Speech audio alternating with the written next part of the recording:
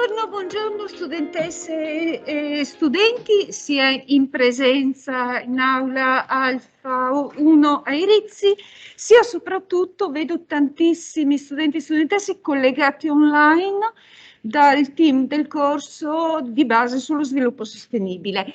Benvenute e benvenuti a tutti al webinar intitolato ESG all'opera.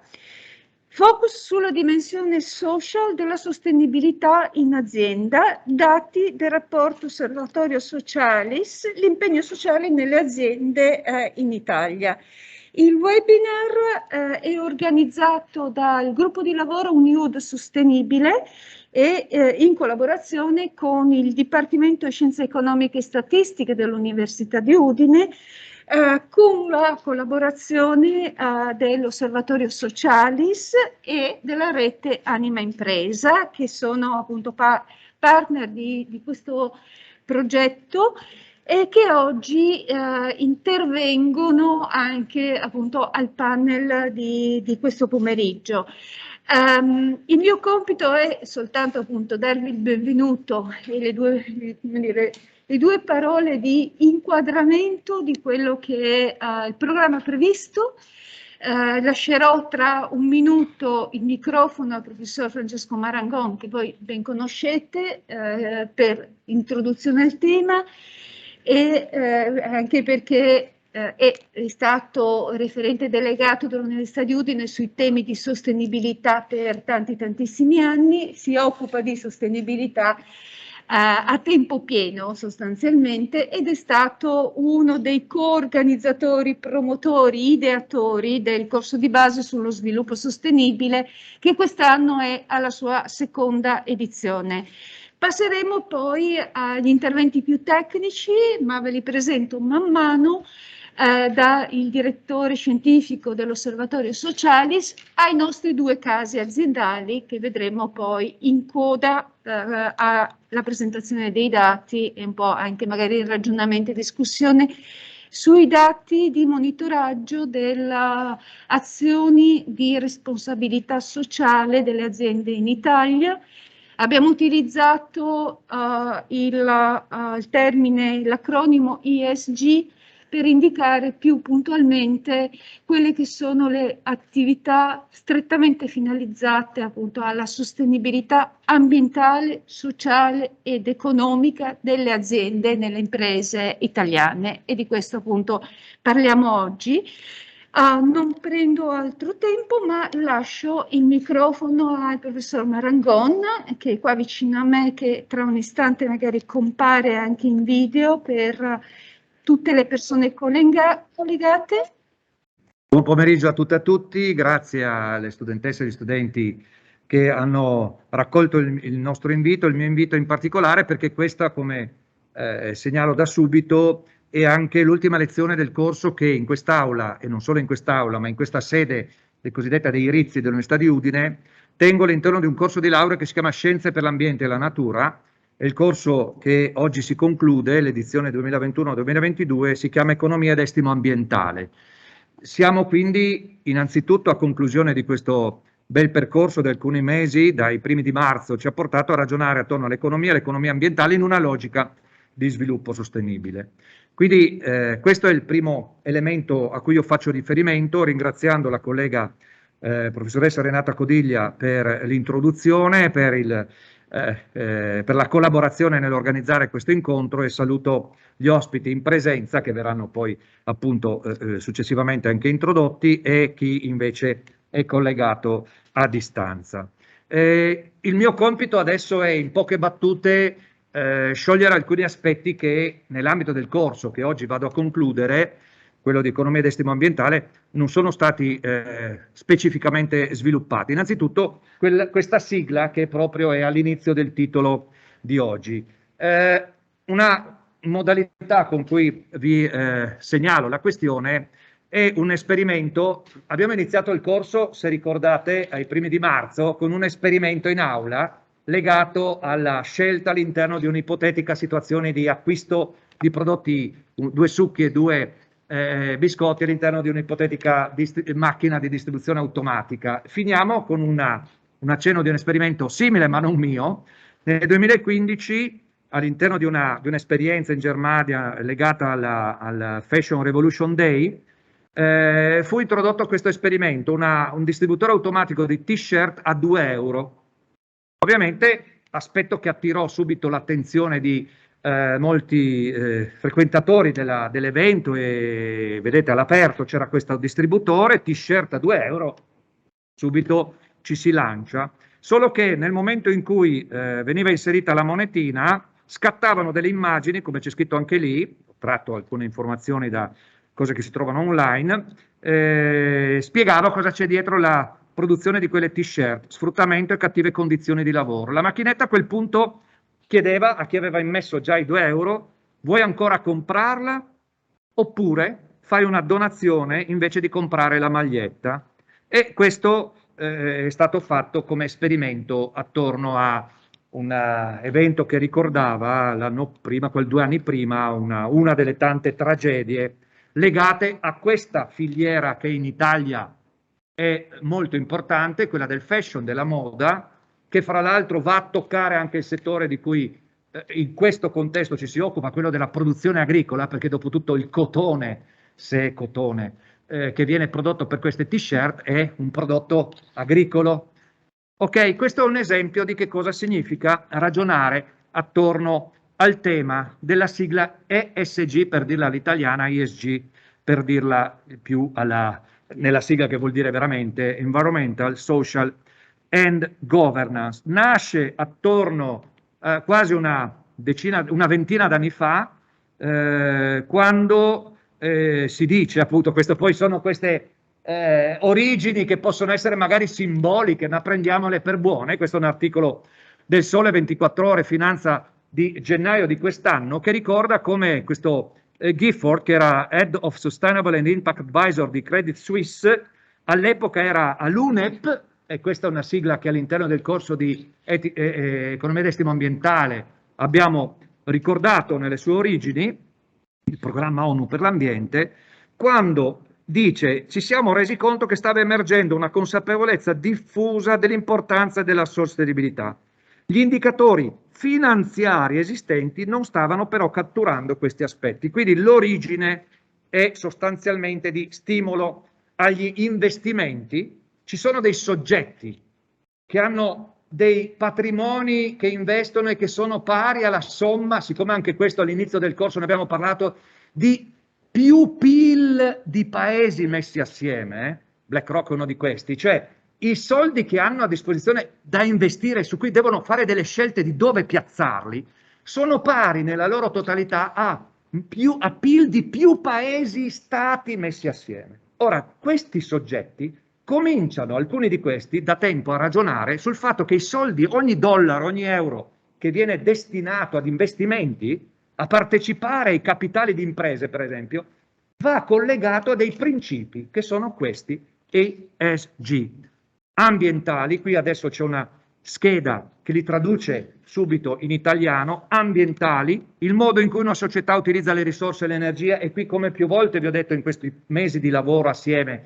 è il vostro campo di competenza, ma lavorerete assieme. Se lavorerete, come spero, comunque dovrete fare i conti con questi temi, questo è il fatto. Se lavorerete magari direttamente proprio a questi temi, dovrete fare i conti con soggetti che su questi temi porteranno la loro visione dal punto di vista social, che oggi è il tema che maggiormente affronteremo, quindi il lavoro interno all'organizzazione. Parliamo di organizzazioni non necessariamente solo di imprese.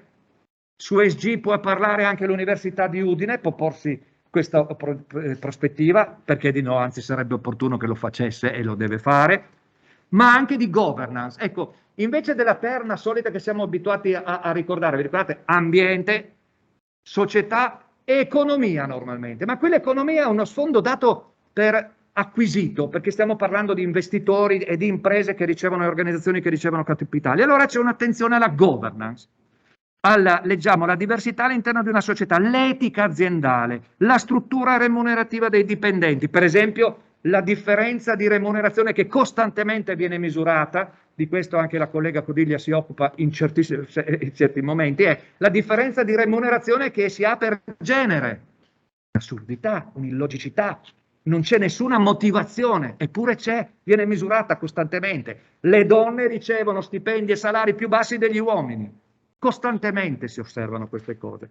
E via di questo passo, ma anche l'azionariato, i soggetti che a loro volta portano dei capitali nella organizzazione, in particolare per esempio nelle imprese.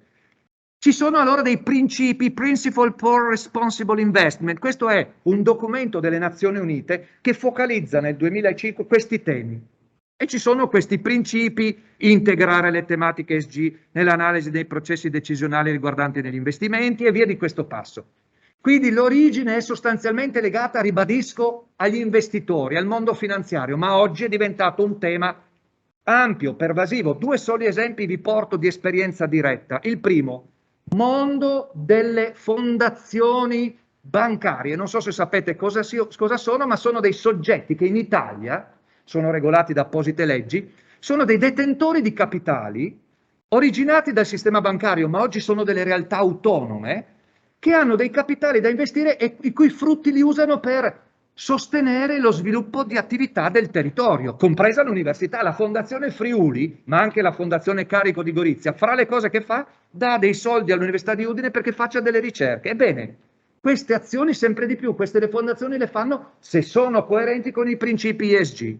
Secondo esempio, locale, regionale, Friuli Venezia Giulia. Dall'anno scorso, vero Alberto, io sono FVG e più o meno partito nel 2021, è un marchio che la regione Friuli Venezia Giulia, regione intendo come amministrazione regionale, riconosce tramite una sua organizzazione a delle attività produttive soprattutto del settore food, ma non solo produzione, ma anche distribuzione e eventi. Ebbene, nel momento in cui un'organizzazione, sono alcune centinaia che hanno già aderito a questo progetto, vuole fregiarsi del marchio Io sono FVG, che potete trovare in giro, deve rispettare un regolamento che cita ESG, cita l'Agenda 2030. Dici, vuoi avere questo marchio? Attenzione, ti chiediamo di seguire questi criteri. Vedete in quanti ambiti ormai questo tema sta entrando in gioco. Chiudo, per non essere troppo lungo, ma era doveroso nei confronti soprattutto degli studenti e delle studentesse del mio corso che oggi sono qui, ma anche del corso di base in sviluppo sostenibile. L'attualità di questa cosa è dove entra, in quali stanze importante entra, c'è testimonianza di una cosa che è successa 10 giorni fa, poco meno, il 21 maggio 2022, c'è stato il rito annuale di Davos del World Economic Forum, i media, i giornali, i telegiornali, sull'internet se ne è parlato molto, perché quello che viene fuori da quell'incontro annuale pesa moltissimo sulle decisioni, perché qui sono i leader dei paesi, delle grandi organizzazioni, delle economie che parlano. Ebbene, c'era 8 leaders a Davos, spiegano come appunto affrontare e come possono essere rispettate le promesse ESG da parte del business. Quindi questo tema è a tutti i livelli, dall'azienda zootecnica di paese che produce latte e al marchio Io sono FVG fino al World Economic Forum. È pervasivo, è dappertutto, è il caso che ne parliamo e che ci confrontiamo su questi temi ed ascoltiamo le persone e gli esperti che di questi temi, sia con la ricerca sia con la vita aziendale diretta, se ne occupano da tempo. Ho finito. Grazie molte a Francesco Marangon e siamo pronti per passare al primo intervento, l'intervento di contenuti che prenderà postazione qua vicino a me tra un istante. Magari Francesco facciamo anche partire le slide. Il relatore di oggi appunto che viene a portarci una sintesi dei dati del nono rapporto sulla responsabilità sociale, sulla dimensione dell'impegno sociale delle aziende in Italia, e il direttore dell'Osservatorio Socialis, Roberto Orsi. Osservatorio Socialis che di fatto si occupa, tra le varie altre cose, di monitoraggio delle azioni di responsabilità sociale nelle aziende italiane da 20 anni circa, tant'è che il report di cui oggi si parlerà ha cadenza biennale e fotografa di volta in volta man mano quello che è l'andamento, lo sviluppo, le tendenze, i trend, le criticità appunto a seconda del momento nella realtà delle imprese italiane. Non voglio anticipare troppo, Roberto, ma... Grazie.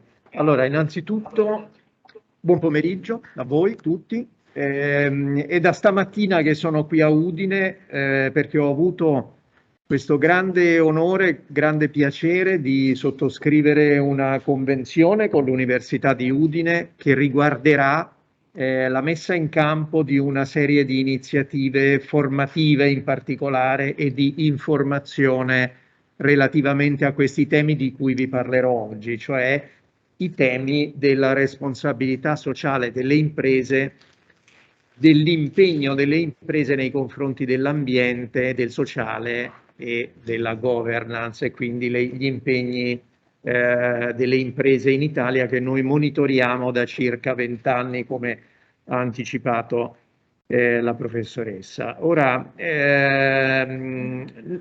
noi abbiamo effettivamente cominciato questa osservazione. Questo è il 9° rapporto pubblicato nel 2020. Tenete presente che il 24 giugno a Roma presenteremo il 10° rapporto, quindi sono dati che vi devono incuriosire sia per la importanza dei loro numeri, ma anche perché andremo a vedere tra pochi giorni che cosa è successo, visto che siamo stati attraversati da crisi internazionali, direi mondiali, e lo siamo tuttora, che quindi potrebbero aver spostato o non spostato, quindi grande punto interrogativo su questi temi, l'impegno delle aziende su questi terreni. Allora io vi faccio vedere che cosa è successo negli ultimi 20 anni in Italia.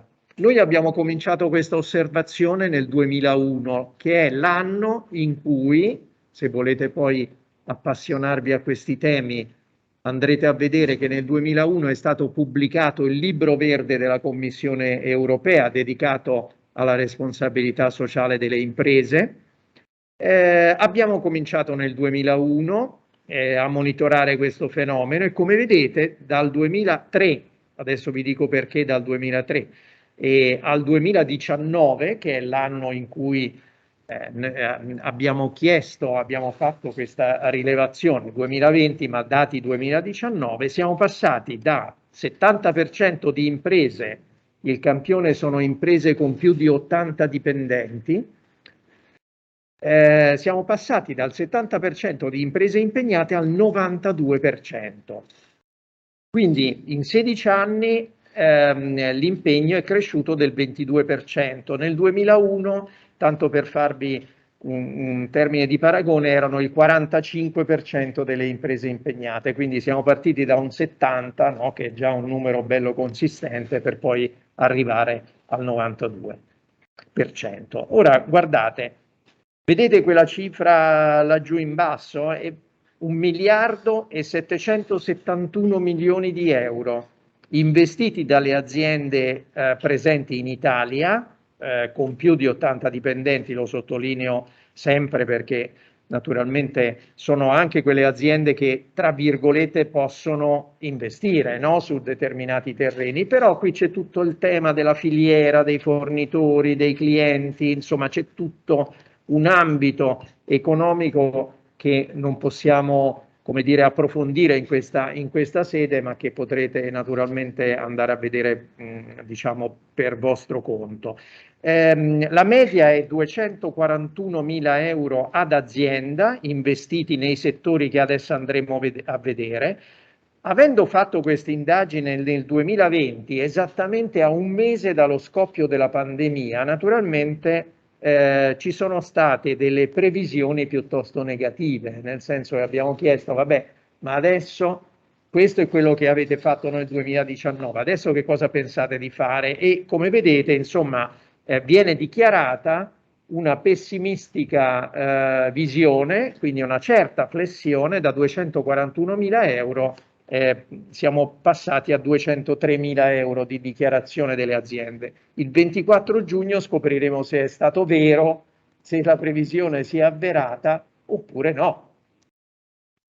Vedete, che cosa succede quando ci sono queste crisi, insomma una crisi inaspettata e anche di valenza mondiale, insomma.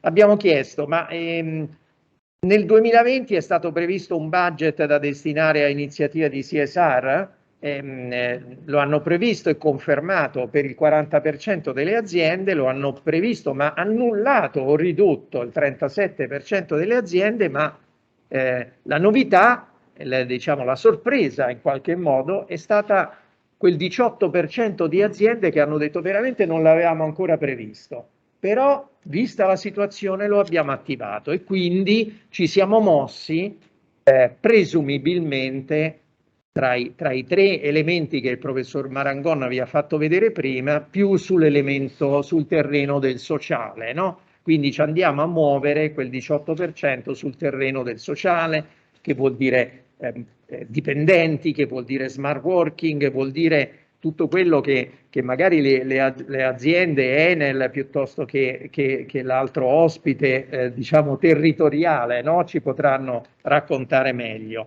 Qui noi abbiamo una fotografia generale, no? Qual è il trend dell'Italia? Altra cosa molto importante, le aziende stanno integrando i temi della responsabilità sociale nel loro modello di business. Gliel'abbiamo anche chiesto, apparentemente lo stanno integrando, però noi andiamo sempre a fare delle domande dirette. Lo state mettendo a sistema? Lo organizzate mentre fate il piano industriale? Mettete accanto al piano industriale anche gli obiettivi di sostenibilità? L'80% circa delle aziende ci ha detto di sì, il 12% ci ha detto di no, il 9% non ha risposto a questa domanda. Questa è domanda ancora più profonda e precisa, ma dove li mettete questi soldi? Dove andate a fare questi investimenti?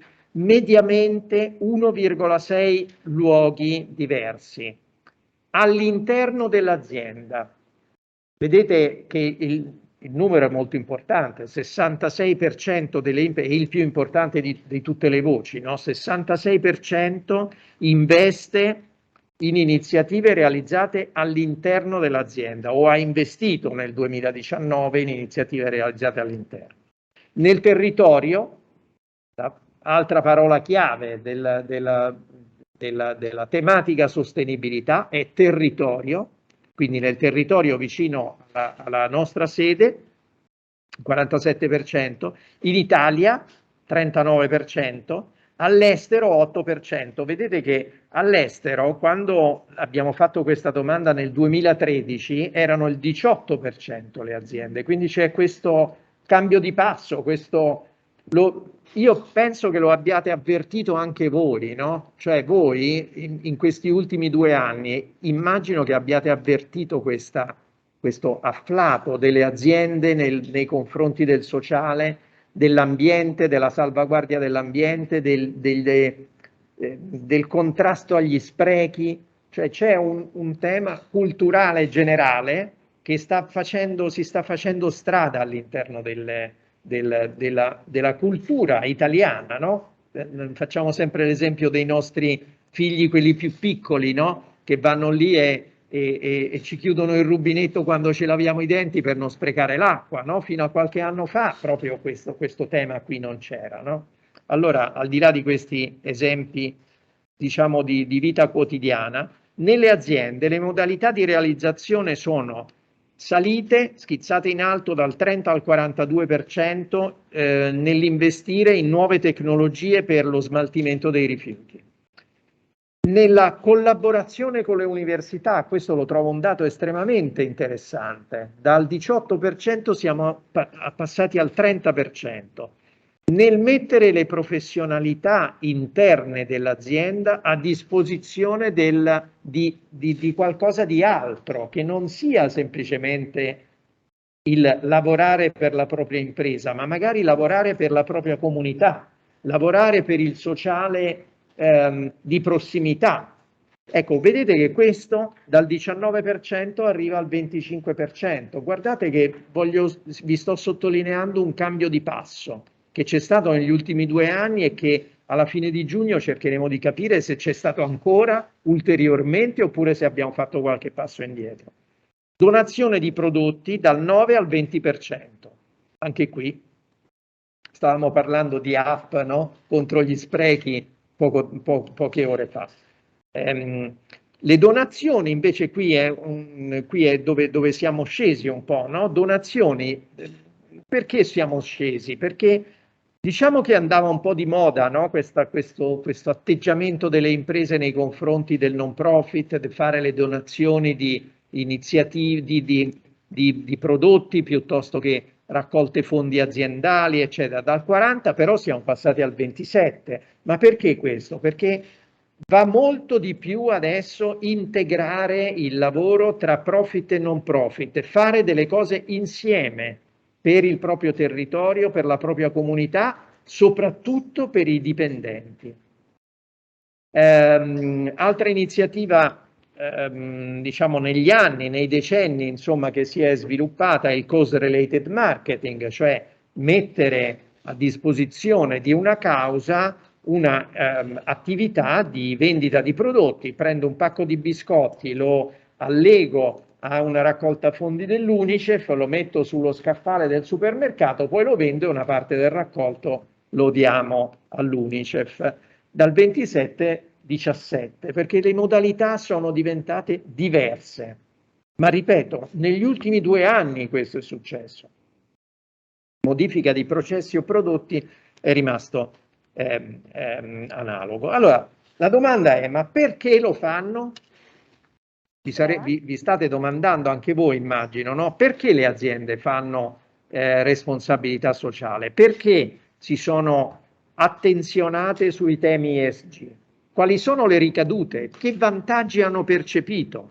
Allora, vantaggio principale, io mi posiziono, mi faccio riconoscere in qualche modo. Per il 75% delle imprese io faccio determinate cose perché mi devo far riconoscere, mi voglio far riconoscere, oltre che perché ci credo, no? Poi dopo lì c'è tutto il tema della condivisione, del fatto di questa metafora che usiamo sempre dell'albero che mette radici, no? Cioè non è un fiore all'occhiello, 2 giorni, 3 giorni, poi appassisce, lo prendi e lo butti, no? L'albero mette radici. Allora qui stiamo cercando di darvi una fotografia del radicamento di queste attività all'interno delle organizzazioni. Perché? 75% per il posizionamento, 55% lo fanno perché hanno bisogno di rispondere alle esigenze del territorio e degli stakeholder. Voi ovviamente sapete che cosa sono gli stakeholder, che sono i portatori di interesse di ciascuna azienda ha un gruppo di stakeholder, molto spesso sono gli stessi, ma insomma diciamo che c'è un ampio ventaglio di persone a cui far riferimento. I clienti, le vendite, probabilmente si vende di più, i miei clienti sono più soddisfatti se io faccio responsabilità sociale, se dimostro di aiutare la mia comunità, e allora circa il 40% delle imprese dice il vantaggio è anche quello, no? Clima interno, 31%. Il 31% delle aziende ha capito o ritiene che iniziative di responsabilità sociale facciano quello che si chiama engagement dei dipendenti, ingaggio delle persone all'interno della propria organizzazione. Se io ho difficoltà ad ascoltare o a dialogare con i dipendenti o i miei collaboratori, il mio gruppo, no? Fare iniziative su questi terreni, diciamo ESG, mi aiuta.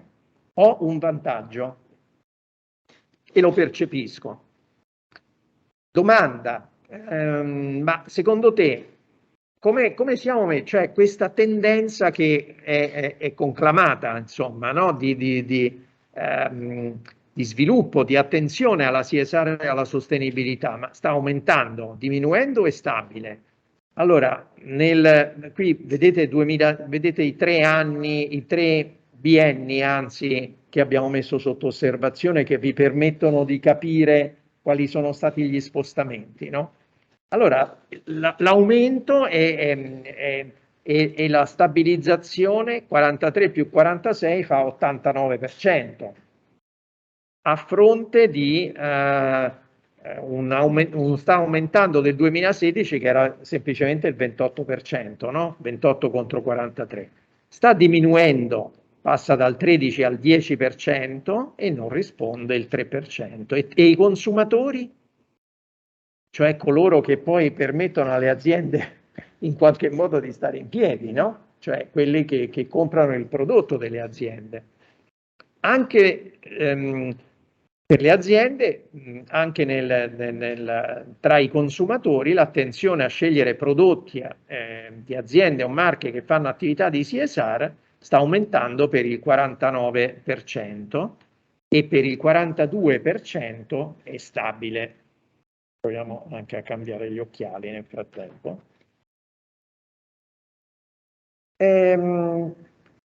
Poi, diciamo, qui sono un po' di flash naturalmente, no? Poi ovviamente insomma questa è un'indagine che consiste in una batteria di domande insomma piuttosto ampia, ma che ci permette comunque oggi di avere un quadro della situazione abbastanza completo e soprattutto uno spunto per il dialogo anche successivo, no? La domanda era: la sua azienda ha adottato un codice etico che è un po', come dire, la base, no? Il credo, come molte aziende lo chiamano, no? Cioè la dichiarazione di intenti, no? Di voler entrare su questo terreno, di voler fare la propria parte. Una carta dei diritti e dei doveri morali che definisce la responsabilità etico-sociale dell'azienda e dei soggetti che vi operano. Allora, vedete che dal 2014 al 2020 siamo passati dal 52% di aziende, poco più della metà delle aziende italiane con più di 80 dipendenti, che vi ricordo, tanto per dare un po' di numeri ulteriori, sono circa 8.000 in Italia. Stiamo parlando di 8.000 aziende, da 80 dipendenti a 20.000, a infinito, no? Da 80 in su sono circa 8.000. 52% nel 2014, poco più della metà, aveva detto sì, abbiamo adottato già il codice etico. Nel 2020 siamo all'81% di aziende. Poi qui c'è tutto un segmento, un settore, no? Che va a indagare il numero di aziende che producono il bilancio di sostenibilità, che producono il bilancio di responsabilità sociale, che addirittura sono obbligate a esprimersi attraverso la dichiarazione non finanziaria, no? Che è una norma che è entrata a far parte dell'ordinamento italiano, la 254 del 2016, se non ho confuso i vari numeri, ma insomma che è una legge che obbliga le imprese quotate in borsa con più di 500 dipendenti e di interesse pubblico, quindi prevalentemente banche e assicurazioni, a rendicontare quelle cosiddette informazioni non finanziarie. Cioè non solo mi rendiconti, mi fai il conto economico, ma mi fai il conto di responsabilità sociale. Questa è la DNR.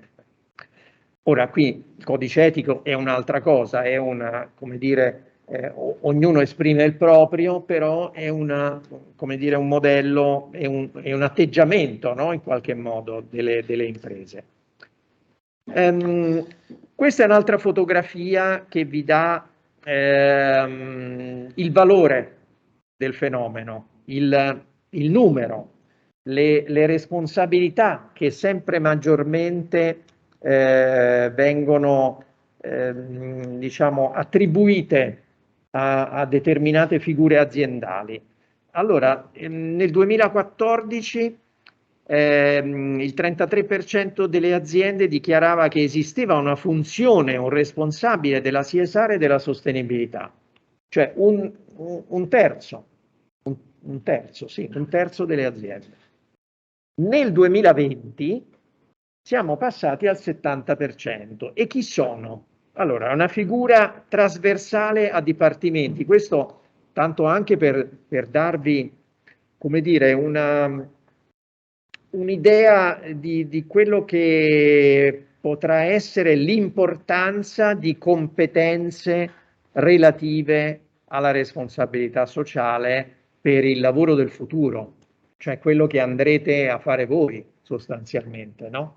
Cioè qui sostanzialmente stiamo dicendo che le competenze ESG sono competenze che saranno sempre più richieste, saranno sempre più trasversali e aiuteranno sempre di più il business delle imprese se ben applicate e ben recepite dall'azienda, sono le famose radici ben curate, no? Il terreno ben preparato intorno, radici ben curate per poterle fare crescere. Quindi è una figura trasversale ai dipartimenti per il 32% delle imprese che ci hanno risposto. C'è un referente per dipartimento per il 17% e lo fa il direttore HR delle Human Resources. C'è per l'11%, scusate, il direttore della qualità o della CSR per un altro 11% e lo fa un consulente esterno per il 10%. E qui ancora di più, un master, un corso universitario, una tesi di laurea. Io ho dimenticato di presentare anche il premio per le tesi di laurea che noi facciamo ogni anno, si chiama non a caso anche lui Premio Socialis, ma insomma ve ne potete preoccupare guardando sul web. Ogni anno premiamo un po' di tesi di laurea, abbiamo ricevuto, pensate, in 20 anni 1200 tesi di laurea da tutte le università italiane. Quindi il 3 dicembre abbiamo schedulato la data per la premiazione del nuovo premio e devo dire che noi seguiamo anche un po' i premiati negli anni che hanno insomma intrapreso delle carriere molto coerenti con gli studi e le tesi, i lavori di tesi che avevano fatto, perché in effetti c'è richiesta da parte del mercato. Allora la domanda era molto diretta: c'è richiesta, cioè ritenete che sia un must? Nel 2014 il 67% delle aziende diceva sì, nel 2020 siamo passati all'80%. Qui passiamo ancora a qualcosa che è un po' il focus, no, di oggi, cioè andiamo dentro per cercare di capire a beneficio dei dipendenti, che è uno degli aspetti della responsabilità sociale, no? Però durante l'anno che cosa avete messo in campo, no? E soprattutto quello che è interessante è vedere cosa è cambiato negli ultimi circa 10 anni. Allora, pari opportunità. Guardate, qui è un dato clamoroso, dal 7% del 2013, cioè sostanzialmente proprio pari opportunità non pervenuta, no? Nel 2013, al 39%, quindi al 40% di iniziative orientate al tema della pari opportunità. Formazione, adesso poi qui ricordatevi che è l'anno del Covid, anche se abbiamo chiesto del 2019 cosa avevano fatto nel 2019, ma inevitabilmente una certa, come dire, una certa ripresa, no, della sensazione del Covid l'hanno avuta. Comunque attività di formazione sempre un buon livello, 39, 43, 45, 36%. Iniziative sociali, anche qui dal 13 al 32%, e poi monitoraggio del clima, che è un tema che meriterà un altro approfondimento, merita una serie di incontri solo il monitoraggio, no?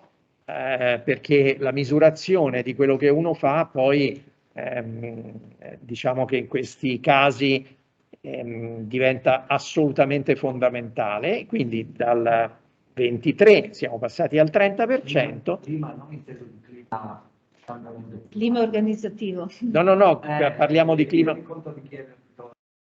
Clima aziendale. No, clima aziendale, stiamo parlando di attività, il titolo è attività a beneficio dei dipendenti, hai ragione, quindi sicuramente clima aziendale, quindi risorse interne, e tanto che l'ultima voce è iniziative di work-life balance dall'11 al 28%, quindi come vedete c'è un asse che si è spostato, no? L'attenzione ai dipendenti. Io credo che la testimonianza di Francesca Valente poi di Enel forse ci sarà molto utile per confermare o meno, insomma, questi dati.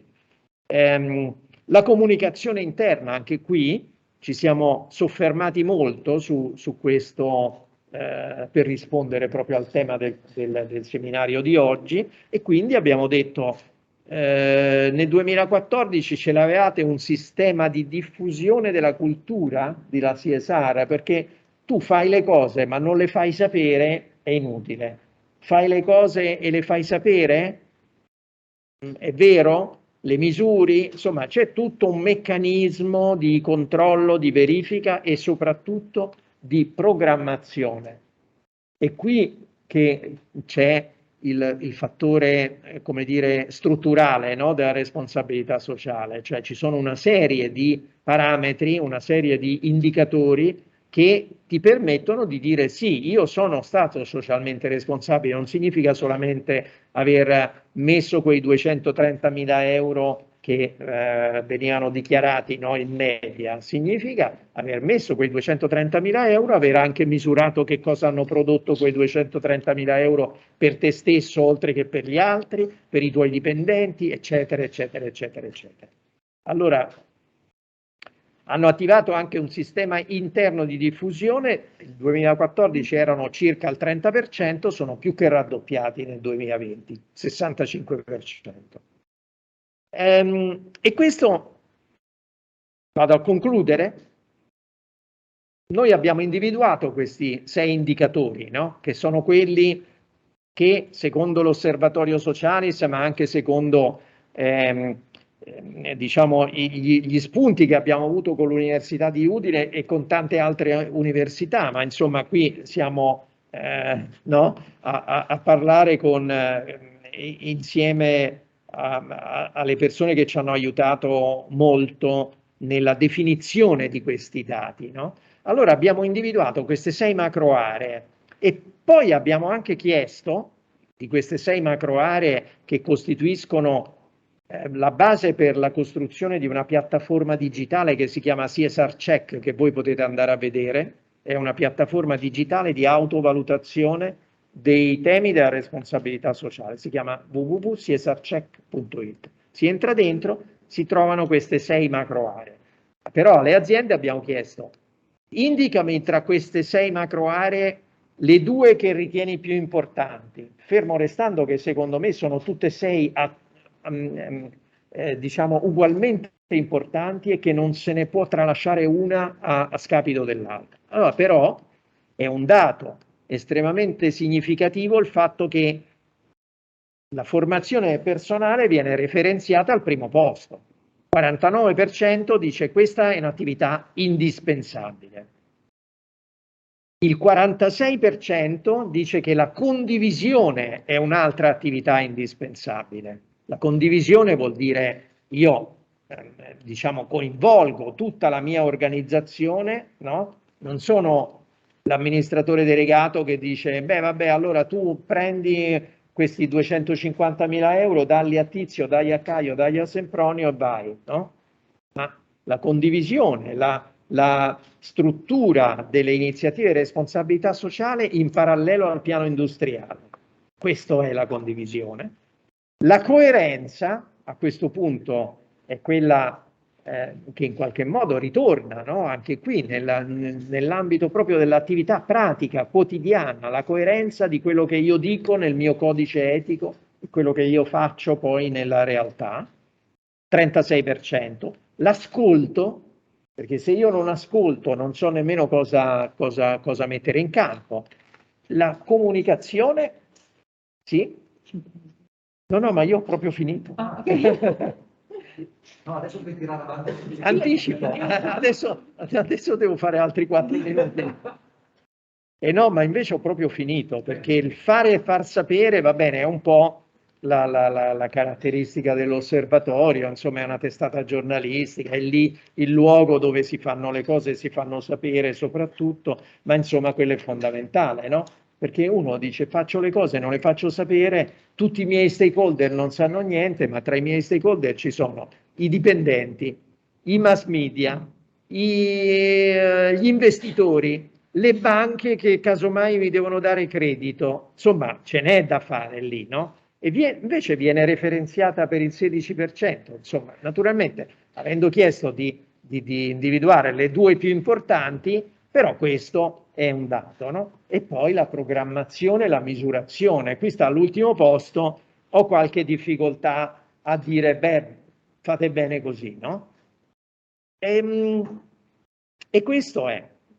Era vero che avevo finito e quindi vi risparmio anche il cloud, il Word Cloud di questo progetto, perché lo potete anche fare da soli. Naturalmente dentro a questo Word Cloud c'è scritto misurazione, c'è scritto 1.771 milioni di euro, c'è scritto persone, ci sono le parole chiave, no? Che sono emersi da questi dati.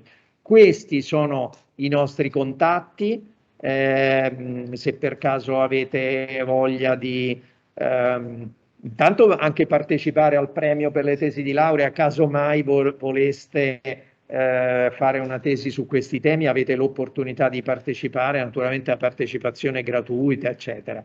E poi segnalare. È un giornale, scrivete, no? Le lettere al direttore che potete scrivere, insomma. Ecco qua, ho finito. Grazie molto Roberto. Allora, io già mi faccio voce di quello che immagino sarà una richiesta degli studenti in aula, ma anche dei 231 partecipanti al momento collegati online e partecipanti frequentanti il corso di sviluppo sostenibile, che probabilmente vorranno vedere poi le slide con calma e quindi la disponibilità dei materiali che noi pubblicheremo appunto nel team del corso e altri materiali. Esatto, altri materiali che ci vorrai lasciare molto volentieri. Lo dico agli studenti e studentesse in aula, ma anche a quelli collegati, che Roberto Orsi si ferma con noi fino alla fine del workshop, del webinar di oggi. Quindi nel caso ci fossero domande, richieste di puntualizzazioni, curiosità, dovremo avere un minimo di spazio, qualche minuto per le domande. Potete già inviare le domande nella chat della riunione di oggi e ovviamente i presenti possono prendere l'appunto e ci passano il pizzino casomai tra un po', insomma. Allora, siamo pronti, vero Francesco, per il prossimo intervento? E come dicevamo, oggi spaziamo, abbiamo 2 casi aziendali eccellenti. Uno l'abbiamo scelto tarato su base nazionale, di portata nazionale, l'altro l'abbiamo scelto appunto andando sul nostro territorio in collaborazione con Anima Impresa per l'appunto. Ma partiamo da Enel e chiamo Francesca Valente, se riesci. Eccoci qua. Buon pomeriggio Francesca. Benissimo, grazie molte Francesca Valente, responsabile personale organizzazione di Enel Italia. So che ci ha mandato dei materiali, ma io ora ho qua vicino un assistente di pregio che è il professor Marangon, che sta già facendo appunto da come dire, supporto tecnico e proietterà materiali. A lei il microfono, Francesca, prego. La ringrazio e buon pomeriggio a tutti. Vorrei ringraziare Roberto Orsi, l'Osservatorio Socialis e l'Università degli Studi di Udine per avermi invitato a questo incontro per parlare di un tema così strategico e fondamentale qual è la sostenibilità incontro che mi dà l'opportunità di portare il punto di vista di Enel e le iniziative che Enel sta portando avanti in tema di sostenibilità. Sono responsabile di personale e organizzazione di Enel in Italia, peraltro da pochi mesi, dall'ottobre scorso. Fino a quel momento, tanti anni trascorsi in azienda ad occuparmi di regolazione di antitrust per le varie linee di business del gruppo. Poi il salto dalla regolazione antitrust al personale, un bel cambiamento che è emblematico anche del cambiamento che è insito nei DNA di Enel, che quest'anno compie 60 anni, come potete vedere dal logo celebrativo, diciamo, alle mie spalle sulla presentazione, segno anche tangibile della grande attenzione che Enel ha per le persone, per la crescita delle persone, per la valorizzazione dei talenti, per le esigenze che le persone manifestano di coniugare obiettivi di crescita personale con obiettivi di crescita dell'azienda. Tutto questo per creare valore condiviso e sostenibile, tutto questo è una delle tante declinazioni della sostenibilità per Enel. Due parole su Enel prima, diciamo, di introdurre il discorso sulla sostenibilità. Enel, immagino che tutti lo conosciate, però diciamo, spendo proprio due parole. Enel è un operatore cosiddetto verticalmente integrato che si occupa di tutte le attività della filiera del settore elettrico, dalla produzione alla vendita, alla distribuzione, inclusi anche business innovativi, pensate ad esempio alla mobilità elettrica. E siamo il primo operatore nelle reti di distribuzione nel mondo con 75 milioni di utenti collegati alle nostre reti e il più grande operatore privato nelle rinnovabili, questo sempre a livello mondiale con 53 gigawatt di capacità installata. Siamo anche l'operatore con la più grande base clienti del mondo, abbiamo 69 milioni di clienti nel mondo, siamo presenti in 30 paesi in tutti i continenti, oltre 66.000 persone e un EBITDA di circa, diciamo, 20 miliardi, poco più di 19 miliardi. Possiamo definirci leader della transizione energetica e anche leader della sostenibilità, come vedremo più avanti. Enel in Italia, scusate, ma anch'io mi sono avvalsa di un assistente di fiducia, che è una persona che mi sta aiutando nella proiettare le chart, perché a casa ho un segnale internet ballerino oggi, quindi non volevo rischiare di compromettere la presentazione. Enel in Italia oggi ovviamente fa la parte del leone, un po' perché Enel è, diciamo, la sede del quartiere generale di Enel, siamo nati qui in Italia, e il 30% degli investimenti del gruppo si effettuano in Italia, l'Italia partecipa per il 46% all'EBITDA del gruppo e distribuzione è la società di distribuzione del gruppo che gestisce l'85% della rete di distribuzione nazionale. Siamo un operatore cosiddetto dominante nella vendita di energia retail sia ai clienti del mercato libero che ai clienti cosiddetti in maggior tutela, approvvigionati a tariffa, definita dall'autorità. L'anno scorso, questi sono dati 2021, la generazione da fonti rinnovabili per Enel ha superato la generazione convenzionale. Siamo molto attivi poi anche nei business innovativi. Qui non l'ho riportato, noi abbiamo una divisione globale che si chiama Enelix, che è leader nella realizzazione di infrastrutture di ricarica e nella vendita di servizi di ricarica ai clienti finali. Che cos'è la sostenibilità per Enel? Per introdurre questo discorso vorrei farvi vedere un breve video con una dichiarazione dell'amministratore delegato del gruppo Francesco Starace, quindi prego diciamo, la regia in loco di mandare questo video. Grazie. Ci proviamo. Ok.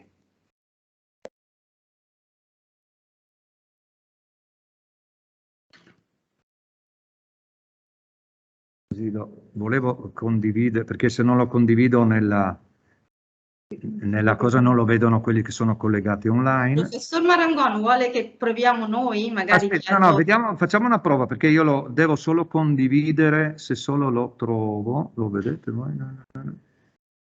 No, lo vedo elencato qui, come mai? Se no, se provate voi, provate anche voi, uguale. Sì, certo, chiederei cortesemente a Stefano Pozio, che è il mio responsabile project manager nell'ambito del personale organizzazione. Stefano, riesci a mandarlo? Grazie. Difficile e incerto, Enel ha scelto di guardare oltre, presentando una vision a 10 anni volta a una crescita sostenibile che restituisca valore alle comunità di tutto il mondo. Senza questo ingrediente della sostenibilità, tutto questo, soprattutto nell'arco di 10 anni, non sta in piedi. E se tu hai uno spirito di servizio, che è quello che ci anima, perché questo è profondamente sentito dentro Enel, lo spirito di servizio vuol dire essere utile a qualcuno.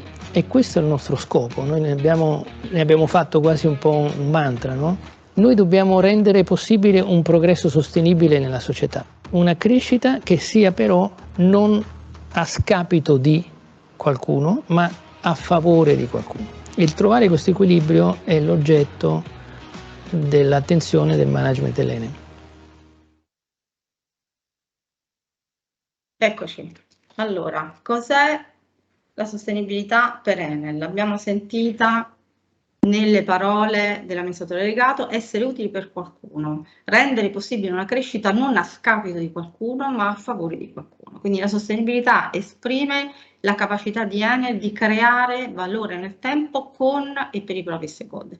Peraltro la storia della sostenibilità di Enel è molto lunga e comincia sin dalla sua costituzione, perché ricordo a tutti che Enel è stata costituita nel 62 con l'obiettivo preciso di elettrificare il paese, quindi unire nord e sud. Eravamo una società agricola, ad Enel fu affidato il compito di rendere accessibili a tutti l'energia e di sostenere la crescita economica del paese negli anni del boom economico.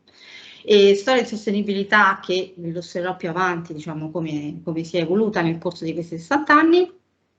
In particolare nel 2015 noi abbiamo ulteriormente trasformato la nostra strategia, abbiamo creato l'unità Innovability, questo per rispondere alla domanda che Roberto ha fatto per le varie società: avete voi un responsabile di sostenibilità? Sì, l'abbiamo, ed è incardinato nella funzione Innovability, che è la crasi di innovazione e sostenibilità, perché non ci può essere innovazione senza sostenibilità, non ci può essere sostenibilità senza innovazione. E nel 2015 siamo partiti con assumere impegni sugli obiettivi 4 e 8 degli ESG, quindi 4 è la qualità dell'educazione, l'obiettivo numero 8 invece è, diciamo, un lavoro dignitoso e una crescita economica. Questi due obiettivi sono diventati poi fattori abilitanti dei 4 obiettivi su quali noi ci focalizziamo e concentriamo tutti gli investimenti del gruppo Enel, e sono l'obiettivo numero 7, quindi energia pulita e accessibile a tutti, l'obiettivo numero 9, un'industria, innovazione e infrastrutture, l'obiettivo numero 11 riguarda città e comunità sostenibili, l'obiettivo numero 13 quelle che potrei definire azioni per la transizione energetica, diciamo la lotta al cambiamento climatico. Il piano di sostenibilità di Enel non può essere realizzato senza le persone, quindi l'ultimo piano che abbiamo varato nel 2022 ricopre il 2022-2024, mette le persone al centro. Le persone sono il motore, no scusa Stefano, torno un attimo indietro, le persone sono il motore del cambiamento della strategia di Enel. Abbiamo rafforzato il nostro commitment sull'ESG e tutti i nostri investimenti, come dicevo, sono concentrati sugli obiettivi 7, 9, 11 e 13 di sostenibilità. Il 94% di questi 44 miliardi e mezzo di investimenti sono fatti direttamente da Enel secondo il modello ownership, il rimanente 6% sono fatti secondo il modello stewardship, cioè in partnership con soggetti terzi. Le leve per realizzare questi obiettivi di sostenibilità sono la strategia, l'organizzazione, quindi una governance solida, la governance di cui parlava prima Roberto, le persone e la comunità, perché appunto per Enel il concetto di sostenibilità è qualcosa che travalica il corporate social responsibility. Parliamo di created shared value, quindi creazione di valore condiviso, per arrivare ad una concezione di valore che sia restituito non solo ai nostri azionisti, agli shareholder, ma anche agli stakeholder, quindi ovvero alle comunità con le quali e per le quali noi operiamo. Quali sono, diciamo, i pillars del piano di sostenibilità 22-24? Cioè, qual è l'obiettivo che noi ci proponiamo? Noi ci proponiamo un obiettivo molto ambizioso, è quello della cosiddetta Just Transition to Zero Zero. Just Transition è la transizione equa, immagino che voi ne abbiate sentito parlare, la Just Transition to Net Zero, che quella è stata la denominazione che è stata coniata a livello europeo, una transizione equa al 2050 che prevede quindi l'azzeramento delle emissioni inquinate al 2050. Noi prevediamo di raggiungere un target ancora più sfidante, quindi cosiddetto zero zero, per decarbonizzare entro il 2040, cioè chiudere gli impianti di fonti convenzionali con 10 anni di anticipo rispetto ai target europei e addirittura proprio uscire completamente dalla vendita di gas per azzerare completamente le emissioni inquinanti. Quali sono in particolare i progetti nei quali si articola la sostenibilità di Enel, quindi il piano 22-24? La gamba Just riguarda proprio la massimizzazione di valore per i nostri stakeholder, dalle persone, ai clienti, ai fornitori, alle comunità, ovviamente tutto questo sotto la grande egida del rispetto dei diritti umani. Prima si parlava del codice etico che in Enel noi abbiamo in piedi dal 2002, e rispetto della salute e sicurezza, che per Enel insieme al benessere a 360 gradi delle persone sono proprio le due, diciamo, milestone, le due pietre miliari. Transition, completa decarbonizzazione della generazione della vendita al 2040, questa accompagna anche all'elettrificazione dei consumi, cioè spingere i clienti finali ad abbandonare il gas per utilizzare l'energia elettrica.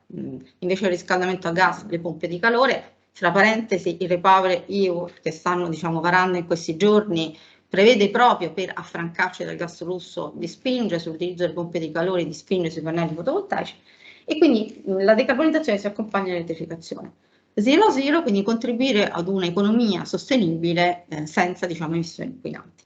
E fra i progetti Just, quindi i progetti, diciamo, della transizione equa che riguardano l'equità, in primo luogo vengono le persone. Come ho detto prima, le persone sono il fattore competitivo per guidare la transizione, sono il motore della nostra strategia, e ne parlerò più avanti. Noi la chiamiamo People Revolution, o per usare l'espressione di Guido Stratta, che è il responsabile persone di gruppo, è la rievoluzione delle persone. Quindi noi di fatto promuoviamo, accompagniamo le persone nel cambiamento, puntando sul benessere delle persone, sulla valorizzazione dei talenti. Lo vedremo anche più avanti. A proposito, un tema importante sulla formazione, perché Roberto diceva, no, la formazione è un elemento importante che si è fermato durante il Covid. Ci tengo a sottolineare come la formazione per noi è vista come un must. Non l'abbiamo fermata neanche durante la pandemia, come pure non abbiamo fermato i progetti di sostenibilità durante la pandemia, anzi abbiamo investito più di 30 milioni in progetti Covid, che adesso ovviamente non ci sono più. Pensate, per esempio, abbiamo messo a disposizione hub per la vaccinazione, c'è un progetto che si chiama Allacciamo le energie da parte della distribuzione, che ha allacciato, avete presente, i generatori o i campi che nascevano proprio per, diciamo, l'emergenza pandemica. La transizione equa se coinvolge anche i fornitori. Prima il professor Marangon parlava di io sono Friuli Venezia Giulia, e posso dire io sono fornitore Enel se ho il 100% di requisiti di sostenibilità in tema di diritti umani, di sicurezza e di salute dei lavoratori. Non possono partecipare a gare con Enel fornitori che non abbiano requisiti di sostenibilità. I fornitori partecipano con noi alla cosiddetta Stop Work Policy, quindi una policy che noi abbiamo in piedi per fermare il lavoro nel momento in cui possano esserci rischi per la salute delle persone. E poi c'è il coinvolgimento dei clienti. Ora, sui clienti noi puntiamo su un business inclusivo. Cosa intendiamo per business inclusivo? Intendiamo un business che di fatto preveda la creazione di opportunità profittevoli soltanto se ci sia un purpose. Cioè noi, sin dalla fase di progettazione e studio di prodotti e servizi per i nostri clienti, verifichiamo che abbiano determinate caratteristiche: accessibilità, usabilità, disponibilità, comprensibilità, comunicabilità. E a questo punto poi li mettiamo in piedi. Soprattutto sposiamo le iniziative di digitalizzazione, iniziative sulla fatturazione elettronica. Andiamo quindi a rendere i nostri clienti protagonisti della transizione energetica, esattamente come lo saremo noi con gli investimenti che realizzeremo con il PNRR. C'è il fronte delle comunità. Le comunità per noi sono fondamentali. Progetti per le comunità sono progetti che combattono le disuguaglianze, ad esempio l'elettrificazione delle periferie, la connessione delle aree marginali delle città con il centro della città, l'elettrificazione delle aree rurali, iniziative di circular economy, elettrificazione degli edifici, no, per renderli ovviamente a prova di emissioni inquinanti. E poi ci diciamo, c'è la gamba della transizione. Transizione vuol dire, ho detto prima, decarbonizzazione e elettrificazione. Per noi vuol dire sviluppare capacità rinnovabile da qui al 2040 per raggiungere il 100% di produzione da fonti rinnovabili. Oggi siamo al 50%. Solo orecchio. Ah, scusate, sentivo una voce che parlava. Uscire dal carbone entro il 2027, uscire dal gas entro il 2040, ma abbandonare anche proprio l'utilizzo del gas nelle nostre centrali convenzionali al 2040, la vendita di gas al 2040, e abilitare tutti i servizi integrati innovativi per i clienti finali. L'auto elettrica, che se vogliamo una batteria ambulante che può essere collegata alla rete, e il cliente per esempio può vendere energia alla rete quando la batteria è ferma. e soluzioni diciamo come la batteria, lo storage in generale, i pannelli fotovoltaici, tutti diciamo quei servizi che possano rendere il cliente attore della propria fornitura. Zero Zero l'ho detto prima, no? Parlare quindi di un orizzonte, un'economia sostenibile senza emissioni. Un elemento importante, perché mi è venuta in mente una frase, l'esempio molto bello che ha fatto vedere il professor Marangoni all'inizio. Noi abbiamo anche una metrica di valutazione per fare un'analisi dei materiali che noi utilizziamo affinché quindi questi materiali che utilizziamo siano sostenibili, quindi da ogni punto di vista. Per quanto riguarda l'Italia, abbiamo 2,3 milioni di beneficiari diretti, oltre 16 milioni di investimenti, ma durante la pandemia erano molti di più, adesso questi progetti di pandemia non ci sono più, 730 progetti di sostenibilità che poi si declinano in diciamo, vari rivoli, in sottoprogetti, quindi ne abbiamo veramente molti.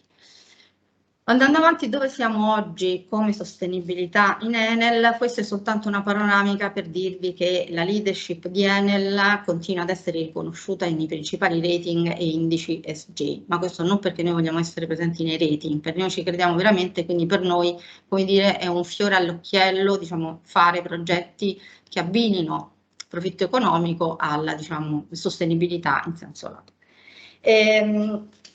Qual è oggi, dove siamo oggi come sostenibilità per Enel? Abbiamo detto prima che c'è stata un'evoluzione da uno shareholder capitalism a uno stakeholder capitalism, quindi creare valore condiviso con e per gli stakeholder con i quali noi lavoriamo.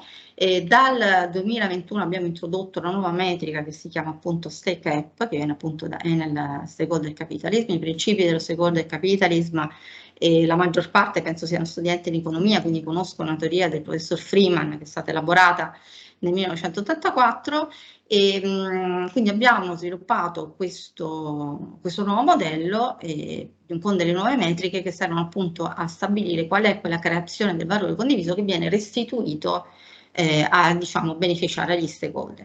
Quindi abbiamo due valori, cioè un valore creato, quindi che rappresenta diciamo, la prima delle nuove metriche ed è il risultato economico sostenibile generato dall'azienda, nel caso di Enel è stato generato, abbiamo generato oltre 23 miliardi di euro, il valore condiviso è quanto noi restituiamo alle comunità in senso lato agli stakeholder con i quali noi lavoriamo e per i quali lavoriamo. Quindi abbiamo valore distribuito al personale, valore distribuito alle comunità, ai finanziatori e agli azionisti. A proposito di finanziatori, ricordava prima il professor Marangon il tema del purpose, ricordava il tema dei fondi. Noi abbiamo una lettera che ci viene inviata tutti gli anni da BlackRock, che è uno dei fondi come fondo norvegese, che è il fondo sostenibile per eccellenza, che investono in Enel, che appunto negli ultimi anni ha insistito molto sul tema del purpose, sul tema appunto della sostenibilità. Quindi bisogna produrre con uno scopo, quindi non è semplicemente una mission per dire. La storia della sostenibilità di Enel. Come ho detto è una storia di sostenibilità che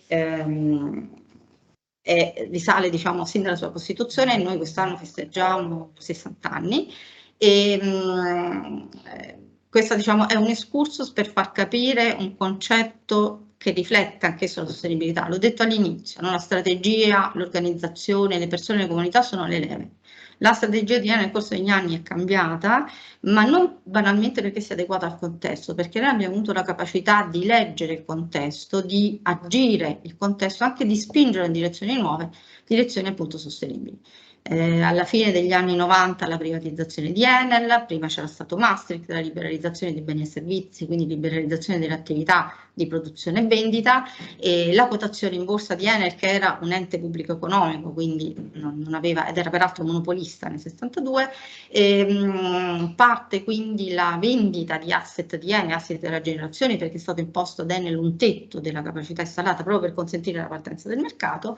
A quel punto aumenta la pressione antitrust a livello nazionale e decidiamo di guardare all'estero, quindi nel 2007 acquisiamo la società Endesa. Parallelamente a livello europeo comincia ad aumentare la pressione ambientale, quindi arriva la direttiva sull'emission trading, comincia a fare capolino la prima direttiva relativa alle fonti rinnovabili. Enel nel 2008, quindi in anticipo rispetto agli altri competitor, crea la società Enel Green Power destinata unicamente alla generazione delle fonti rinnovabili e viene poi quotata in borsa. Nel 2010 comincia quello che noi definiamo il decennio delle rinnovabili. Nel 2014 grande cambiamento, diciamo che per Enel c'è sempre stato un grande cambiamento di strategia, ma anche a livello diciamo, culturale e organizzativo. L'organizzazione cambia in modo importante perché abbandoniamo le divisioni diciamo, per catena, diciamo, per segmenti della catena del business, quindi c'è una divisione produzione, una divisione distribuzione, divisione generazione e vendita, per arrivare ad un modello a matrice dove si intrecciano delle linee di business globali, quindi che guardano tutto il mondo, tutti i famosi 30 paesi nei quali noi oggi siamo presenti, con focus sui paesi, perché proprio c'è la necessità di aumentare la vicinanza ai clienti e agli stakeholder che non possono che essere locali. E questo modello poi della matrice diventa una leva fondamentale per massimizzare le sinergie, massimizzare la creazione del valore condiviso e sostenibile. Nel 2015 nasce, l'ho detto prima, la funzione Innovability. Nel 2016 individuiamo un nuovo modello matriciale, nuovo modello di valori che si chiama Open Power. Sono 4 valori, sono fiducia, responsabilità, proattività e innovazione, che diventano diciamo, il nostro appunto, modello matriciale condiviso, modello valoriale condiviso. E la nostra mission Open Power, quindi un'energia aperta a tutti, si evolve poi in un purpose. Oggi noi siamo Open Power for a Brighter Future, We Empower Sustainable Progress. Oggi il nostro purpose è produrre, vendere, distribuire energia in modo sostenibile. Nel 2017 lanciamo il primo Green Bond, nasce anche la società Enel-X legata ai business innovativi, la pressione a livello europeo sui temi ambientali aumenta notevolmente, ricorderete la COP di Parigi, la necessità di ridurre questa temperatura che tanto non si ridurrà mai da qui fino diciamo, al 2050, ridurla di 1,5 gradi, e il Clean Energy Package che unisce elementi diciamo, del mercato dell'energia con elementi di clima. E poi arriva diciamo, la pandemia. Scusate, nel 2019 noi introduciamo il principio Sustainability is Value, quindi per noi la sostenibilità è valore, come dalla dichiarazione del nostro amministratore delegato. Noi non possiamo creare nessuna occasione di profitto che non sia poi legata alla sostenibilità, una stretta correlazione fra profittibilità economica e sostenibilità. 2020 arriva la pandemia. Con la pandemia noi non ci siamo minimamente fermati, non abbiamo fermato i nostri progetti di investimento, non abbiamo fermato le assunzioni, non abbiamo fermato i progetti di formazione, anzi la pandemia è stato un eccezionale acceleratore di quel processo di cambiamento culturale che già segnava il gruppo da qualche tempo e che ha registrato appunto un'accelerazione dal 2014. Abbiamo focalizzato la nostra attenzione sulle persone in particolare, quindi poi dirò quali sono i progetti che noi abbiamo dedicato alle persone. Nel frattempo è arrivata la transizione ecologica, quindi una gamma importante della transizione energetica, il famoso PNRR, appunto nato sulla spinta della pandemia. Nel 2021 abbiamo diciamo, varato il sistema Stake Up di cui parlavo prima, abbiamo individuato anche 2 nuove linee di business globali per intercettare i nuovi trend, quindi un mercato retail globale e anche le mobility appunto che è nata proprio nel 2021. Nel 2020 possiamo dire che è partito il decennio dell'elettrificazione. Nel 2021, alla fine del 2021 abbiamo presentato il piano ai mercati in cui, oltre ovviamente agli elementi quantitativi e agli obiettivi del gruppo, abbiamo ovviamente introdotto anche benefici per i nostri stakeholder e soprattutto abbiamo annunciato che noi avremmo decarbonizzato entro il 2040, quindi con 10 anni d'anticipo rispetto ai target fissati a livello europeo. Quest'anno, all'inizio di quest'anno, mese di marzo, abbiamo sottoscritto il nuovo accordo sullo smart working in Enel, che ricordo che in Enel era vigente già nel 2017, cioè ben prima che partisse la pandemia. Siamo stati tra le prime aziende italiane a introdurre lo smart working e abbiamo sottoscritto anche lo statuto della persona. In tutto questo, quale gioca ruolo il personale e organizzazione in Italia? Il personale e organizzazione in Italia, il personale e organizzazione in generale è proprio un abilitatore del cambiamento culturale. Se, come abbiamo detto, le persone sono il motore dell'azienda, il motore del cambiamento, e il personale e organizzazione è stato proprio l'unità, la funzione che ha spinto ovviamente l'azienda a cambiare diciamo, l'organizzazione e la strategia.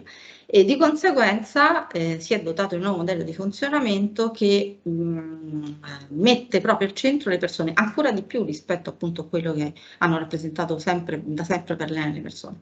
E ci siamo dotati di un'organizzazione più aperta, basata sulle competenze, sulla centralità delle persone, sulla valorizzazione dei talenti, su una leadership inclusiva, anzi che noi definiamo gentile, una leadership quindi basata su fiducia, caring, lavorare per obiettivi, puntare sul benessere delle persone, puntare anche sulla diversity, perché la diversità è valore. La diversità per Ene non è semplicemente, come ho letto in un documento, invitare qualcuno ad una festa.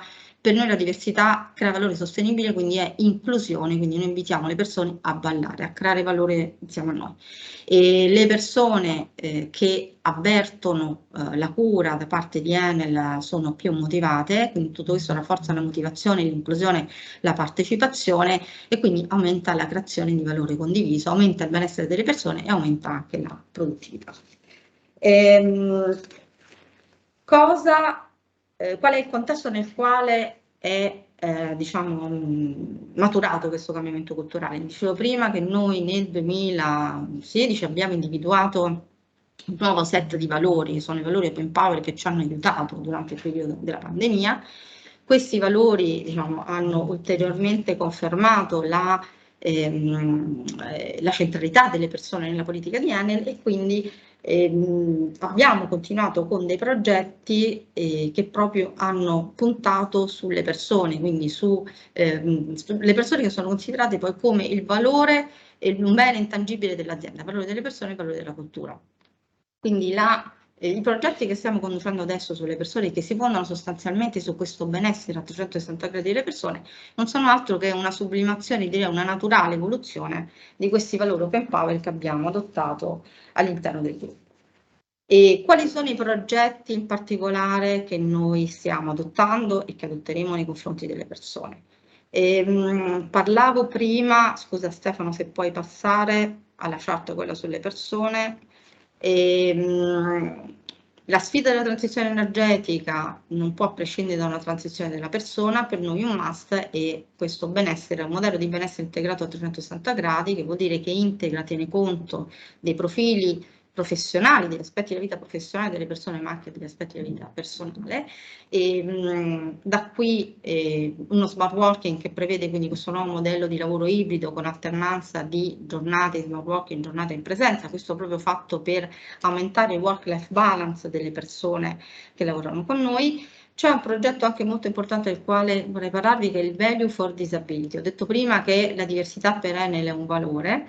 Questo è un progetto che è stato lanciato nel 2020 in Italia e in altri 2 paesi in cui Enel è presente, dura 3 anni, dove ci sono tutta una serie di progetti e iniziative pensate per i colleghi con disabilità e anche per i clienti con disabilità. Nel mondo ci sono più di 1 miliardo e 300 persone con disabilità, in Italia ci sono più di 4 milioni con disabilità, nel mondo ci sono più di 2000 persone, solo in Italia più di 1600. Quindi tutti questi servizi servono proprio a rendere la persona totalmente inclusa in quella che è la strategia dell'Enel. Sul concetto di leadership più inclusiva ho già detto prima, aumentare il senso, quindi far crescere il valore del senso di quello che si fa, perché una delle cause principali del fenomeno delle great resignation a cui stiamo assistendo è proprio la mancanza di senso nell'azienda in cui uno appartiene. Non c'è soltanto l'attenzione al benessere e all'unicità, c'è anche l'empowerment delle persone, cioè vale a dire valorizzazione del talento. Parlavo prima della formazione che non si è formata neanche durante la pandemia. La formazione per Enel è un must, non è uno slogan, non è un training one shot, è un processo di lifelong learning che accompagna la vita professionale della persona, quindi tutta la vita professionale della persona. E abbiamo un grande focus sulla formazione anche verso le comunità e i fornitori che lavorano con noi. Stiamo conducendo insieme a Elis un progetto che si chiama Energie per Crescere e che vedo, mi dica, ho sforato? Vedo una mano alzata. Sì, chiedo scusa, dovremmo chiudere entro 2 o 3 minuti, ce la facciamo? Sì, sicuramente, Okay. perché Okay. questo sulla formazione c'è un'ultima chart, ultime 2, scusami Stefano, Ovviamente noi abbiamo rivisitato anche gli spazi, perché con questa modalità di lavoro ibrido ovviamente lo spazio azienda diventa un hub di relazioni in cui le persone vanno proprio per scambiare idee, per lavorare con i team, per ideare energie creative. Dell'accordo sullo smart working, vi ho detto prima, quindi c'è un'alternanza di giornate da remoto e giornate in presenza, proprio per consentire la migliore work-life balance, work-life harmony delle persone. Concludo con lo Statuto della persona, che è un po' una sublimazione, una somma di tutti i valori sostenibili di Enel, è un insieme di principi e di iniziative che noi abbiamo sottoscritto con le organizzazioni sindacali, con la consapevolezza che il nostro mantra appunto è la creazione di valore condiviso e il benessere delle persone, e quindi la persona non può essere solo al centro dell'azienda, l'azienda al centro della comunità nella quale opera, e quindi lavora insieme alle comunità. Lavoreremo per contaminare virtuosamente tutto l'environment in cui noi lavoriamo con i principi di sostenibilità che ci contraddistinguono. Vi ringrazio.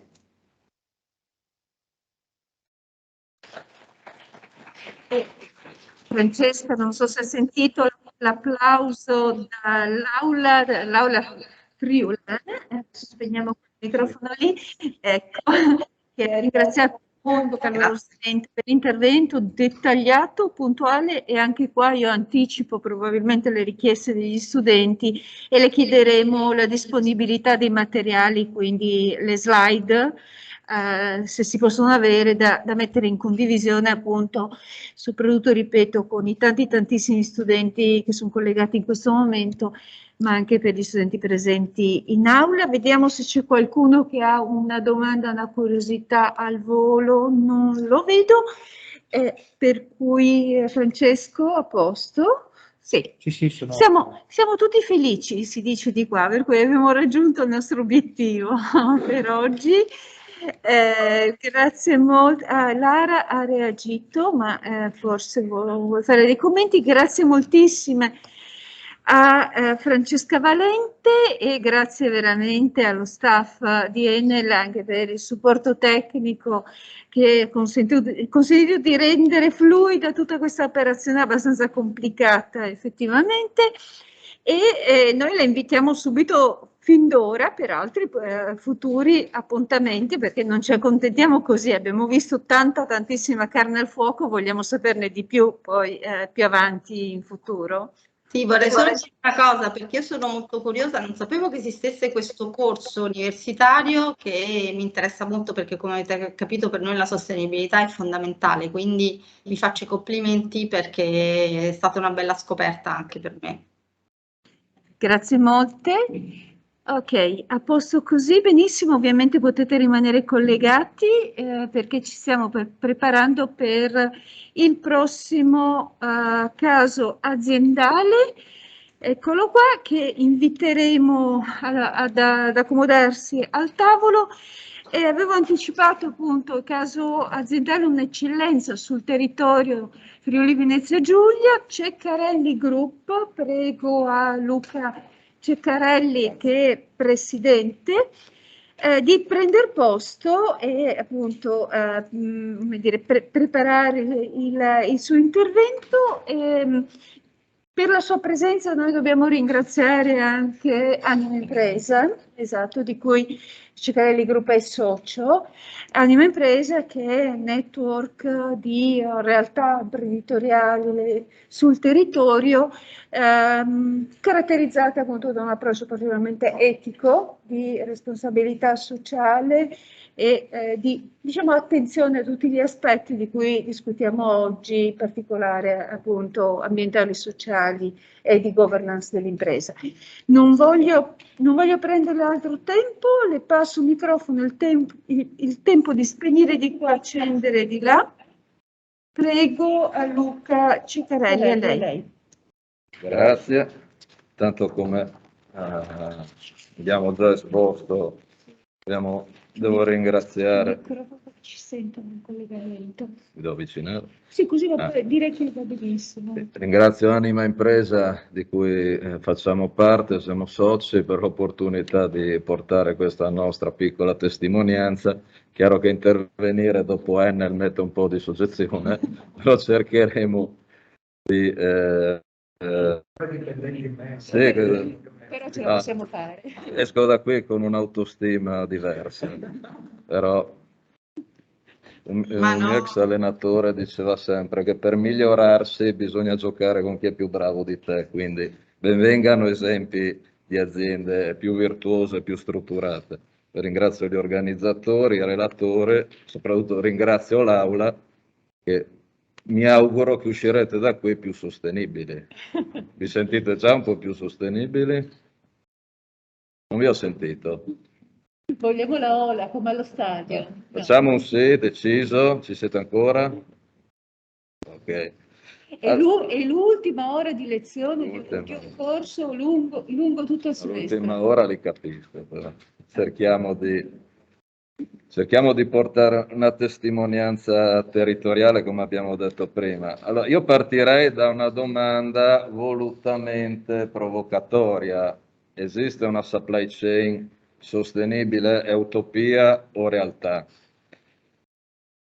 Questo perché? Perché ogni giorno assistiamo a esempi di aziende sostenibili, ogni giorno troviamo sul giornale, sui social, sui webinar esempi di aziende sostenibili, ma quanto possiamo parlare di filiera sostenibile, di supply chain sostenibile, di un sistema integrato di produttori, consumatori, fornitori completamente sostenibili? Questa è la vera sfida e la vera domanda, perché tutti noi possiamo essere sostenibili, presi singolarmente, ma facciamo parte di una catena sostenibile?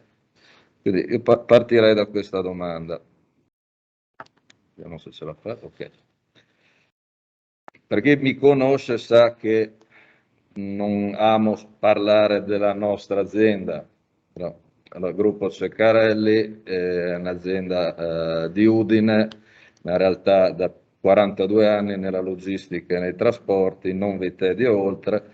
Focalizziamo il settore invece nel quale noi operiamo. Logistica e trasporti pesa in Italia 90 miliardi di fatturato, pari al 9% del PIL, conta 90.000 imprese, 1,5 milioni di addetti occupati e il PNRR ha dedicato 32 miliardi di fondi per l'infrastruttura e la mobilità sostenibile, pari al 14% del totale. Questo vi dà l'idea dell'importanza, della strategicità del nostro settore per l'economia italiana. Dopo so cosa state pensando, siamo quelli che inquiniamo, siamo un male necessario, siamo i peggiori sulla faccia della terra. Sì e no. Se guardiamo le statistiche degli osservatori europei sul cambiamento climatico, il settore logistica e trasporti pesa a livello globale il 15% delle emissioni di gas serra. Quindi la nostra parte la facciamo, ma non in maniera così amplificata come spesso vogliono farci credere. Ecco. Allora, qui ad esempio torniamo al discorso introduttivo col quale ho esordito, una filiera sostenibile. Qui possiamo vedere l'esempio di un'azienda vitivinicola. Uno dei nostri core business è appunto il settore vitivinicolo, anche perché la regione si presta. Ipotizzando un processo di filiera dal design della bottiglia, dell'etichetta, fino alla produzione, alla distribuzione al consumatore finale, il consumo, poi la raccolta e il riciclo, ci sono 6 attori ben distinti che contribuiscono a quella che, come ho detto prima, possiamo definire una filiera sostenibile. Noi contribuiamo alla fase numero 3, come potete vedere, quindi la raccolta, l'inoltro in Italia o in Europa, fino alla consegna al consumatore finale. Noi possiamo essere sostenibili, possiamo rispettare tutti gli indicatori, i protocolli, come abbiamo visto prima, e i vari check, però se i rimanenti attori di questa filiera non faranno la loro parte, possiamo dirci veramente sostenibili? non voglio rispondere io, tornate a casa e cercate di dare una risposta a questo quesito. Questo perché?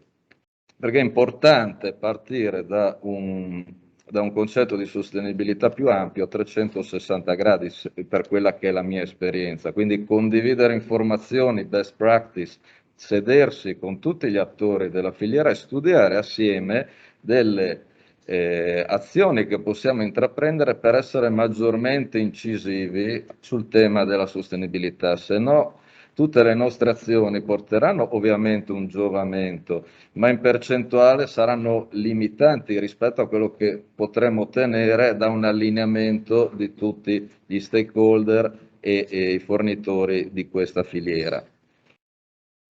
Ma parliamo un attimo di sostenibilità, sicuramente sapete dare una definizione meglio della mia. L'unica cosa che posso dire è che sostenibilità non è un logo, non è un marchio, non è marketing, è cultura aziendale. Quindi oggigiorno tutte le aziende si dichiarano sostenibili, non essere sostenibili è fuori dal contesto storico. Come ho detto prima, apriamo il giornale sostenibilità, apriamo webinar sostenibilità, anche a cena adesso parliamo di sostenibilità, però dobbiamo stare attenti a non considerarla una moda, dobbiamo considerarla sempre con azioni concrete, tangibili e misurabili, perché solo quello che possiamo misurare possiamo migliorare. Quindi partiamo da 3 macro aree che sono, come abbiamo visto prima, quella ambientale, sociale, economica. Ambientale, tutela dell'ecosistema, rinnovamento delle risorse naturali. Sociale, condizioni di benessere umano, diritti dell'uomo, condizione del lavoro, salute. Economica, produrre reddito e lavoro in maniera duratura nel tempo con un'etica del business appunto sostenibile. Sociale abbiamo visto anche prima esempi dell'Enel come la conciliazione lavoro-famiglia. Ci sono tutta una serie di iniziative che possiamo mettere in atto. Formazione di servizio, molte aziende sono già sostenibili e non lo sanno. Sono già sostenibili perché? Perché adottano delle pratiche, delle azioni, delle politiche che non sanno di essere già a un passo avanti da poterle comunicare, condividere, creare coinvolgimento sia internamente che esternamente, come ad esempio la flessibilità in entrata, un'academy aziendale, conciliazione lavoro-famiglia, smart working, convenzioni aziendali. Ci sono una serie di iniziative che stanno già adottando molte aziende, ma spesso non riescono ad inquadrarle nel contesto opportuno. Cosa possiamo fare come settore e cosa abbiamo fatto come azienda? Quindi parliamo di azioni tangibili che danno un riscontro immediato. Sicuramente un bilancio di sostenibilità, dobbiamo pubblicare quello che facciamo in azienda, dobbiamo condividerlo, dobbiamo essere completamente trasparenti col mercato, con i nostri consumatori, con i nostri fornitori, dobbiamo far vedere e sapere cosa stiamo facendo.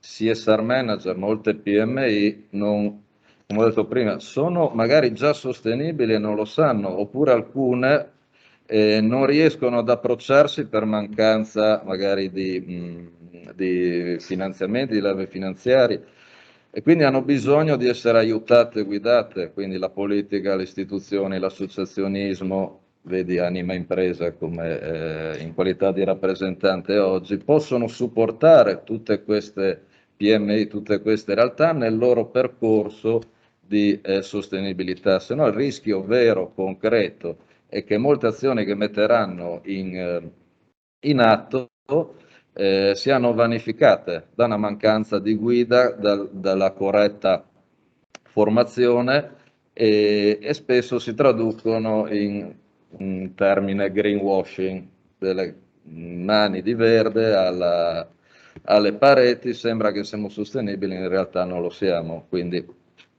bisogna avere l'umiltà di farsi anche aiutare. Green warehousing, dobbiamo tornare a recuperare edifici esistenti, dismessi, cercare di costruire meno, di non occupare suolo ex novo, ma riqualificare edifici già esistenti, ove non si può costruire con una logica green, quindi impianti fotovoltaici, recupero delle acque reflue, illuminazione LED, vernici isolanti, c'è tutto un tema in materia di edilizia che può portare giovamento anche agli edifici.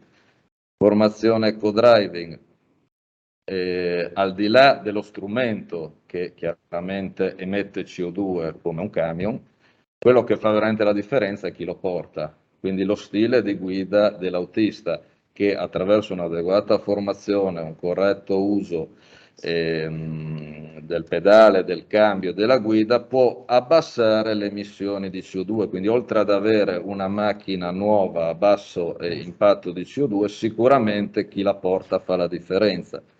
Flotta, rinnovo del parco veicolare delle aziende di autotrasporto. Ora vi farò tornare a casa demoralizzati, il 63% del parco circolante in Italia è stato immatricolato prima del 2010. Se consideriamo che l'86% delle merci viaggia su gomma, che il 92% è alimentato a gasolio, potete capire il dramma nel quale stiamo vivendo. Siamo il terzo parco veicolare più vecchio d'Europa. Ma c'è speranza, dico sempre, che attraverso incentivi, l'aiuto alle finanziarie regionali o di politica a livello nazionale possano supportare le aziende nel rinnovamento del parco veicolante attraverso gli Euro 6 di ultima generazione, veicoli alimentati a metano, compresso o liquido o addirittura l'elettrico. Quello che potrà fare la differenza nel medio-lungo periodo sono sicuramente soluzioni ibride, quindi l'utilizzo di mezzi elettrici nell'ultimo miglio, quindi la consegna finale per lunghi tragitti metano o speriamo nell'idrogeno, ma purtroppo in questa situazione il gasolio dovrà fare ancora a lungo la sua parte.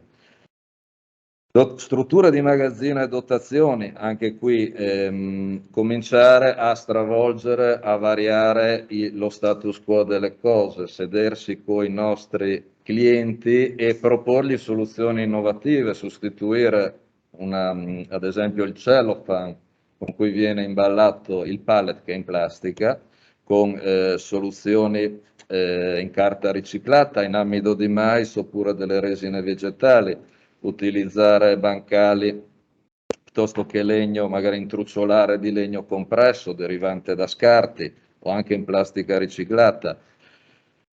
Ultimo miglio, come ho detto prima, decarbonizzare i centri storici, utilizzare mezzi a metano o elettrici. È chiaro che dobbiamo acquistare un Ducato elettrico che viene 60.000 euro contro un Ducato a gasolio che viene 30.000 euro, devo avere una convenienza, devo avere un vantaggio competitivo, quindi o attraverso una fonte di finanziamento o sotto forma di sgravi fiscali o un vantaggio competitivo che un competitor non ha, come magari l'accesso 24 ore alla ZTL, se utilizzo un mezzo elettrico piuttosto che un mezzo a gasolio. Reverse logistic, recupero imballaggi e attrezzature dismesse, passare dall'economia lineare, perché le risorse sono finite, altra notizia di servizi. Pensavamo che fossero infinite, in realtà no. Quindi passare da un'economia lineare a un'economia del recupero, trasformare il fine vita dei prodotti in seconda vita. Ad esempio, noi abbiamo istituito una partnership con l'azienda Freytag delle borse per il recupero dei teli dismessi dei camion. Qui potete vedere, ecco, questo è un esempio un esempio tangibile di cosa si può mettere in atto. E quindi dobbiamo tornare a una concezione un po' dei nostri nonni, dei nostri bisnonni. Non si buttano via le cose, si cerca di aggiustarle. Grazie. Dobbiamo cercare di recuperare, di aggiustare, di donarle una seconda vita, altrimenti continueremo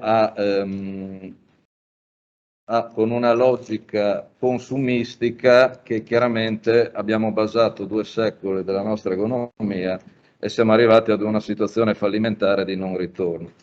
Ultimo tassello che possiamo mettere in pista, e noi come azienda tutte queste cose le stiamo facendo, ma come ho detto prima mi piace parlare di settore. Piattaforme collaborative, cosa vuol dire? La sostenibilità è anche innovazione e anche digitalizzazione, quindi condivisione dei processi attraverso dei portali web collaborativi, in modo da evitare viaggi a vuoto dei mezzi, saturare il più possibile i mezzi esistenti, evitare viaggi a vuoto o doppie prese e quindi aumento della CO2 emessa. E avrei terminato, dico l'ultima cosa, prima di salutarvi. Ho cercato di essere breve e incisivo, spero che abbiate apprezzato, perché noi diciamo sempre le parole insegnano, ma sono gli esempi che guidano. Quindi se vogliamo essere veramente il cambiamento che vogliamo vedere nel mondo, siamo all'ultima chiamata, non possiamo iniziare domani, dovevamo iniziare ieri. Quindi, siccome le nuove generazioni, per fortuna, sono più sensibili, sono più attente e anche le aziende per attrarre talenti dovranno avere dei valori alti anche in tema di sostenibilità, perché le risorse, il personale deve riconoscersi in quello che l'azienda porta avanti ogni giorno e devono essere concreti e comunicati, come abbiamo detto prima. Quindi, siccome il mondo non ce l'hanno regalato i nostri padri, ma in prestito ai nostri figli e a voi che siete il futuro, cerchiamo di lasciarlo meglio di come l'abbiamo trovato. Grazie.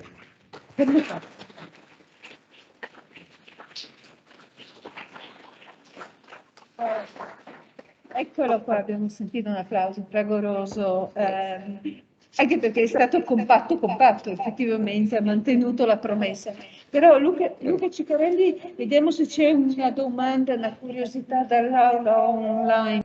Vedo, gliene volevo fare io una telegrafica, riallacciandomi al trend che ci ha fatto vedere Roberto Orsi all'inizio, di come dire, una forte attenzione sulla dimensione sociale, l'attenzione alle persone, alla formazione, alla cultura. Lei ha detto, ed è vero per tutti quanti noi in quest'aula, che la sostenibilità è cultura di presa, sta nel DNA. E si vede poi in mille modi, ma sostanzialmente si vede nell'esempio del leader, fondamentalmente. Ha visto nella sua azienda, nella sua esperienza, un aumento di investimenti, avete pensato a un aumento di investimenti destinati alle persone, al benessere e appunto alla formazione?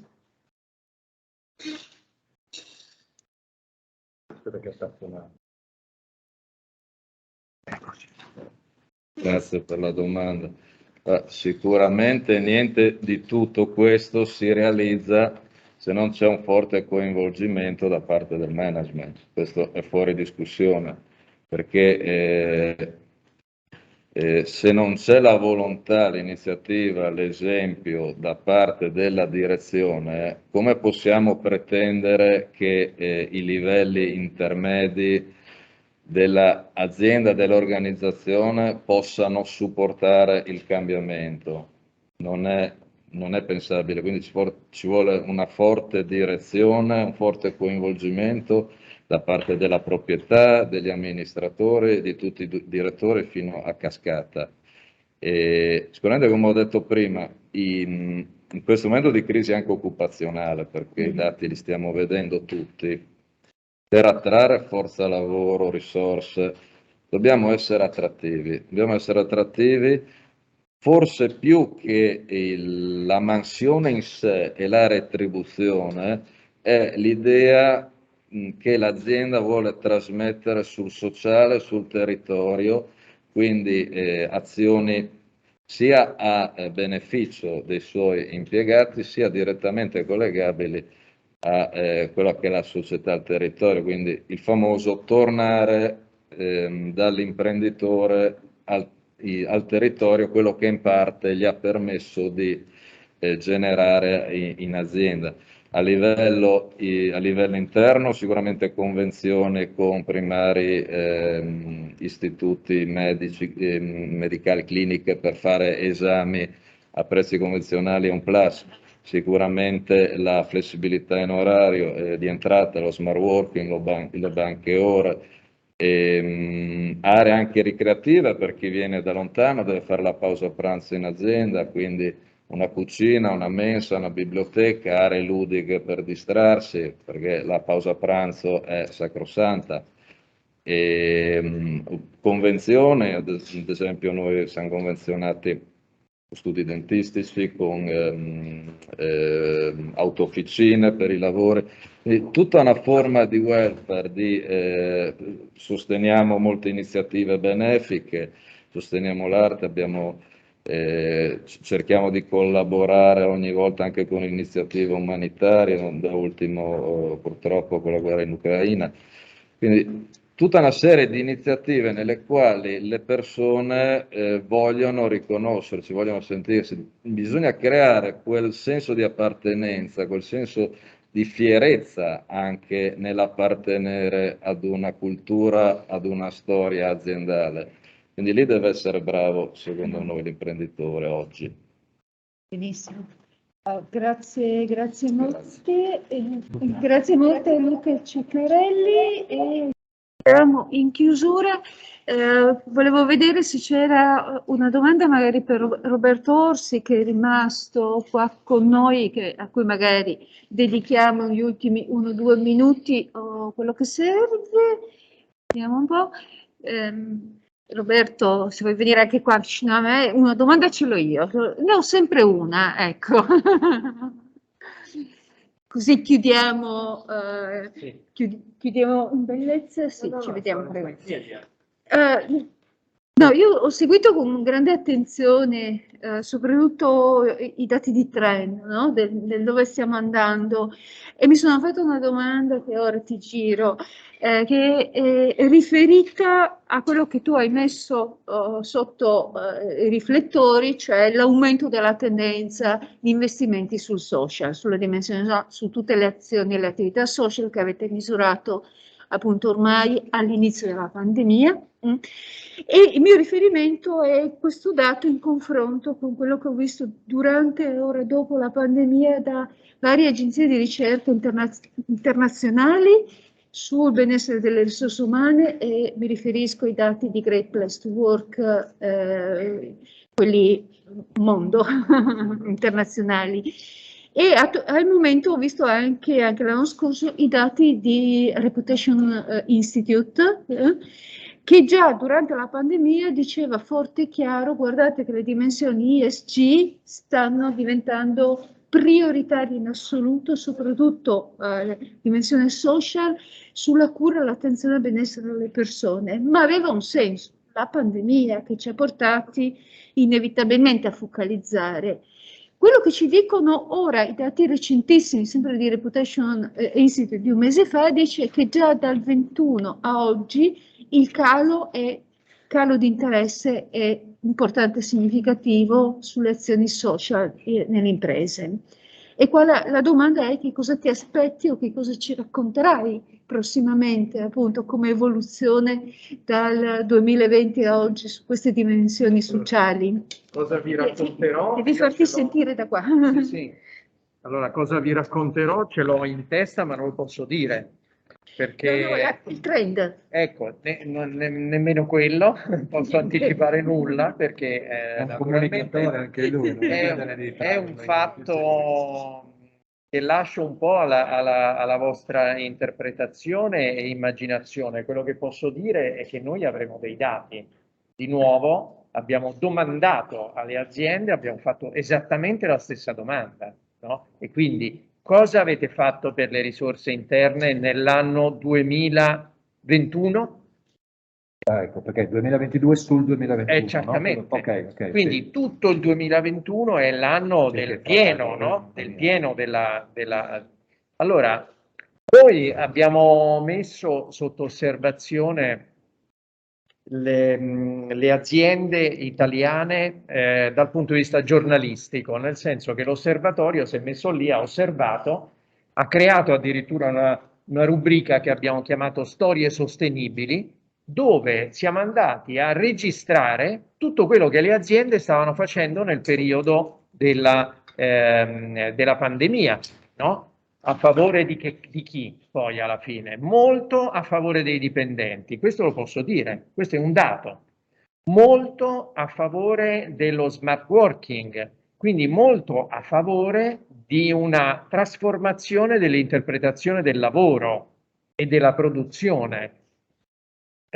Questa è una cosa. Secondo, storie sostenibili. Sostenibili per che cosa? Per il sostegno alle strutture sanitarie. Cioè c'è stata una fortissima spinta territoriale a sostenere le strutture sanitarie del territorio che vivevano poi, io non so se ve lo ricordate, sono passati solo 6 mesi, ma guardate che era una cosa micidiale, cioè è stata una vera e propria tragedia quella che abbiamo vissuto in Italia come in tutti i paesi del mondo, insomma. Quindi insomma ce l'abbiamo ancora negli occhi, insomma, i telegiornali, no? Con il personale sanitario che era lì che tribolava, no? Allora lì le aziende, noi nelle storie sostenibili abbiamo registrato quello che le aziende hanno detto: vabbè, ma noi che possiamo fare? Oltre che produrre il nostro, cercare di vendere il nostro, no? Che cosa possiamo fare? Raccogliere le istanze dei nostri dipendenti, cercare di aiutarli in qualche modo e cercare di aiutare il territorio. Questo è stato fatto. Ok, benissimo. E ringraziamo veramente tutti i nostri relatori, da Roberto Orsi, vedo nuovamente Francesca Valente, grazie veramente, è stato un piacere, e Luca Ciccarelli che è ancora qua con noi, ovviamente il mio preferito, il professor Francesco Marangon, che è stato, il mio compagno di avventure sul corso dello sviluppo sostenibile.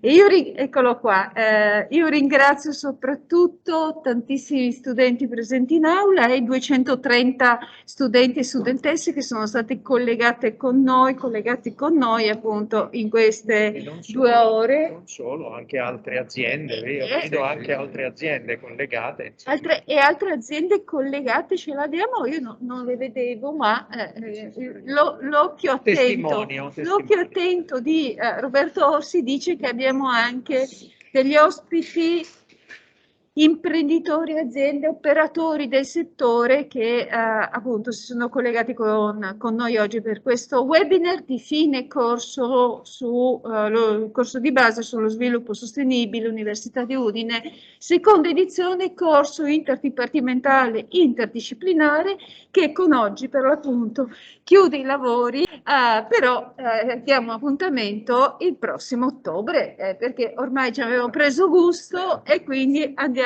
esattamente, non c'è 2 senza 3, come si diceva, andiamo a partire sicuramente con una rinnovata, bellissima terza edizione, e ovviamente già, come dire, vi lanciamo l'idea, pensateci durante l'estate, perché poi si riprende con lo sviluppo sostenibile appunto da ottobre.